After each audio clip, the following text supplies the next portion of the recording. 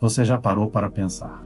E se eu te dissesse que existem orações que Deus não só ignora, mas considera abomináveis? Sim, está na Bíblia. E mais, há promessas de Deus que nunca se cumprem, simplesmente porque ninguém ora por elas. O que será que está travando o agir de Deus na tua vida?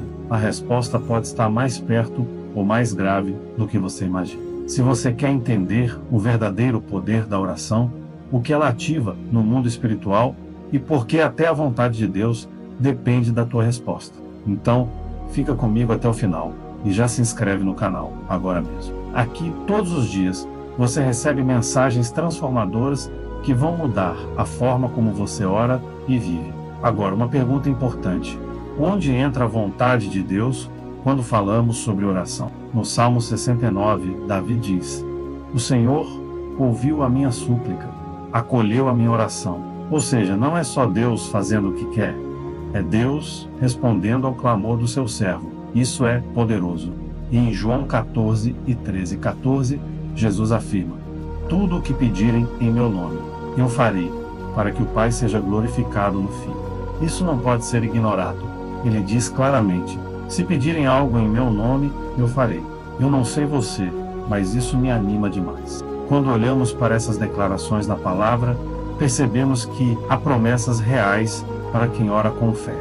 Mais à frente, em João 16, 23 e 24, Jesus diz que se pedirmos ao Pai algo em seu nome, Ele nos dará. E mais, peçam e receberão, para que a alegria de vocês seja completa. Isso nos mostra que há coisas que podemos alcançar porque oramos. Mas Tiago alerta: muitos não recebem porque nem pedem. Outros até pedem, mas pedem mal, ou seja, fazem a coisa certa do jeito errado. A Bíblia deixa claro que se orarmos do jeito certo, com o coração certo, podemos ver Deus agindo e o sobrenatural acontecendo. Mas oração e vontade de Deus estão fortemente ligadas. Em Mateus 6 e 10, Jesus nos ensina na oração do Pai Nosso a dizer: venha o teu reino, seja feita a tua vontade. Ou seja, oramos para que a vontade dele se cumpra aqui. Isso é sinal de que oração não é apenas ritual, é cooperação com Deus. 1 João 5, 14 e 15 reforça isso. Se pedirmos algo segundo a vontade de Deus, Ele nos ouve. E se Ele ouve, temos certeza de que recebemos. É como um tiro certeiro. Mas como saber a vontade de Deus? Primeiro, pela palavra, e segundo, pelo Espírito Santo. Lembro-me que fui desenganado pelos médicos quando tinha 7 anos. Um diagnóstico sem esperança.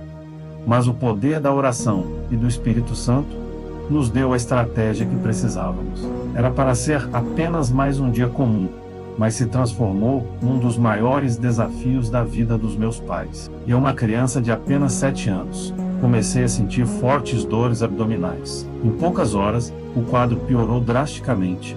Levaram ao hospital. O diagnóstico veio como um golpe duro: peritonite aguda. Os intestinos haviam parado e a infecção se espalhava rapidamente pelo corpo. A situação era tão grave que os médicos não esconderam a realidade. Preparem-se para o pior. Abriram a minha barriga pela primeira vez, tentando conter o avanço da infecção. Sem sucesso. Dias depois, uma segunda cirurgia foi feita e o quadro só piorava. Na unidade de terapia intensiva, os aparelhos mantinham a minha vida. O hospital chegou a sugerir transferência para outra unidade mais equipada, mas sem garantias de que eu iria resistir, pois eu estava como um palito espetado em uma azeitona. Do ponto de vista humano, tudo estava perdido, mas do lado de fora da sala de cirurgia, nos corredores frios do hospital, algo acontece. Um grupo de irmãos da igreja, movidos por fé, decidiu se unir em oração e intercessão. Sem parar, turnos foram organizados. Havia gente clamando de madrugada, de manhã, no almoço, à tarde. O hospital inteiro passou a ouvir os sons suaves e às vezes intensos de vozes que não pediam socorro aos homens, mas diretamente ao céu. Como em Atos 12, quando a igreja orava incessantemente por Pedro na prisão. Aquele hospital virou um campo de batalha espiritual. E então, o que parecia impossível aconteceu. No dia seguinte, Após a segunda cirurgia, os sinais começaram a mudar. A infecção estagnou. Os exames mostraram melhora. Os médicos surpresos diziam: "Não sabemos explicar." No 7º dia, o intestino antes totalmente paralisado voltou a funcionar naturalmente. A criança abriu os olhos, falou e logo pediu comida. Um milagre diante de todos. Hoje eu completo 43 anos de milagre. Vivo sem nenhuma sequela, apenas com marcas na barriga, tipo jogo da velha. E tudo isso porque a igreja orou, porque alguém acreditou que o céu ainda responde à fé de quem clama. Se esse testemunho tocou teu coração, comenta a Deus. Ainda faz milagres. Compartilha com alguém que precisa ouvir isso e se inscreve no canal para continuar recebendo histórias reais de fé e transformação. E os médicos disseram que eu só sobrevivi por um milagre. A pergunta é: se Deus já queria fazer um milagre, por que mandou aqueles irmãos orar? Porque mesmo quando Ele quer agir, muitas vezes nos chama a oração como parte do processo. Se orarmos segundo a vontade dEle, Ele nos ouve. E se nos ouve, é certo que Ele responde. Fora do que está escrito, só o Espírito Santo pode nos revelar o resto. E vale lembrar, oração não é só para conseguirmos o que queremos de Deus. É também o caminho para que Deus consiga o que quer de nós. Oração também é rendição, é sujeição. Em Mateus 2, 6 e 39, no Getsêmani, Jesus orou com lágrimas, dizendo: "Pai, se possível, afasta de mim este cálice, mas que não seja feita a minha vontade, e sim a tua." Ele mostra que oração deve nos alinhar com o céu. Se a nossa vontade entra em choque com a de Deus, precisamos nos submeter. Vemos isso em 2 Samuel 12. Davi jejuou e orou 7 dias pedindo pela vida do filho doente. Mas Deus já havia decidido, e a criança morreu, porque havia uma sentença divina. Aquele mesmo Davi que teve orações atendidas, nesse caso, não viu mudança.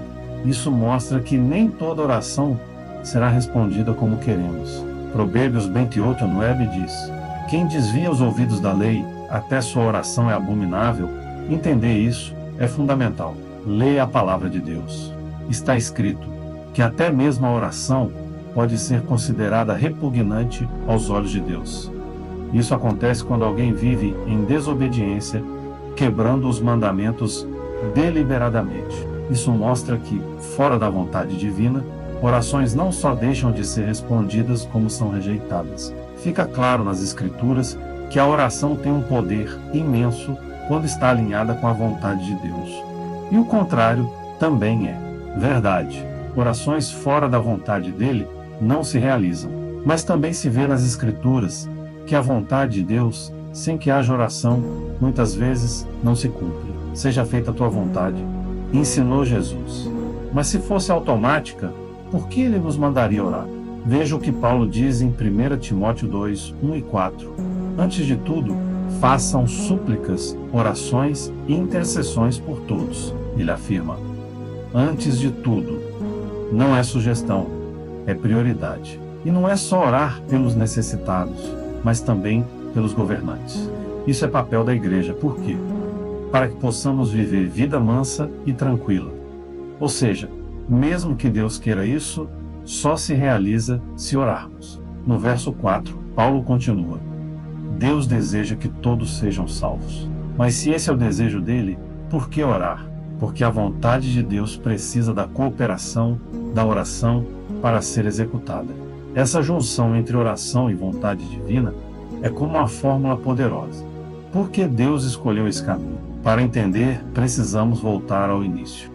Lá em Gênesis 1, 26 e 28, Deus criou o ser humano à sua imagem e semelhança, e entregou a ele autoridade sobre a terra. Ele disse: tenham domínio.